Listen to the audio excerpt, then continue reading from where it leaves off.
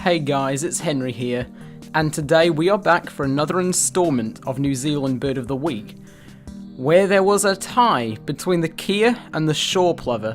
I ended up randomising the results since the results were of course equal, and the bird I got out of it was the shore plover.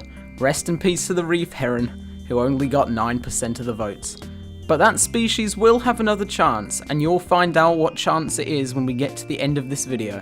And without a further ado, let's discuss the shore plover.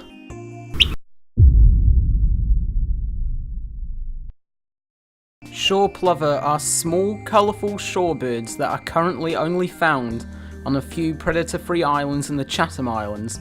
Shore plover are small and stocky birds, being primarily mid-brown above and white below. Shore plovers have distinctive face marks that extend down to cover their necks and throats, with a white stripe circling the head above the eyes of the bird. The bird's common territorial call is a loud, rapid ringing, somewhat reminiscent of a miniature oystercatcher piping. Contact calls between members of a pair is generally a soft chirp, with chicks being more high-pitched, with them repeatedly squeaking when in danger, getting progressively louder as they get older.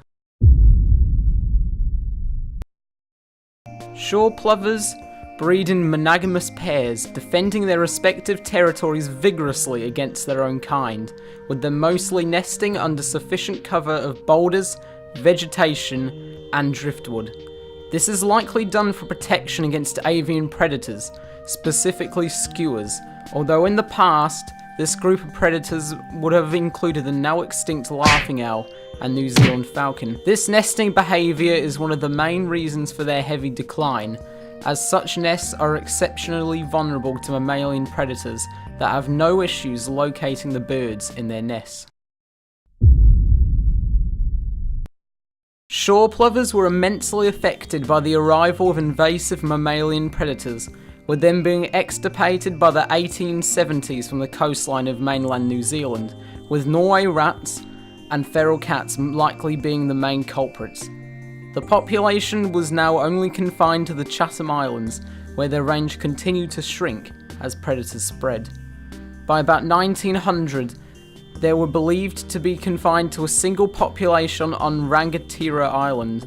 In 1999, however, a small population was discovered on Western Reef off of Chatham Island, but the population quickly declined, and a single bird was taken into captivity in 2003. Until the 1990s, the shore plover population consisted of about 50 breeding pairs, with a total post-breeding population averaging about 150 individuals. Following translocations, this rose to 94 pairs in the wild by 2010. Unfortunately, following predator incursions at two sites cut down the population to about 50 to 65 pairs by early 2013. Birds have since been reintroduced on predator-free islands like Motu Tapu and around the Haranaki Gulf. However, predator incursions are still a massive issue, an example being when a single Norway rat cut down a population of birds numbering 87 individuals to only 10, being one of the biggest conservation mishaps to have ever occurred in the country, showing just how dangerous just one individual pest can be to a group of these unaware birds. It is due to their low population size and limited genetic diversity that culminates together into making the species currently endangered. Continuing conservation efforts and preventing incursions of pests like rats will certainly help in ensuring this rare and vulnerable bird's survival. Thank you so much for checking out this video, and I really hope that you all enjoyed it.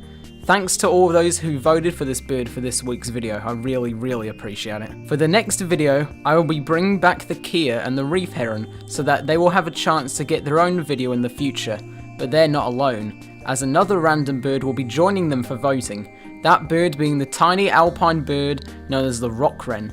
The poll will be in the right hand corner so that you guys can vote for next week's Bird of the Week. I'll be most curious to see how this will go. Make sure to follow me on Twitter for future updates on the channel and all things science, and watch another one of my videos if you're feeling like it. Stay tuned for the next video. I'll see you then.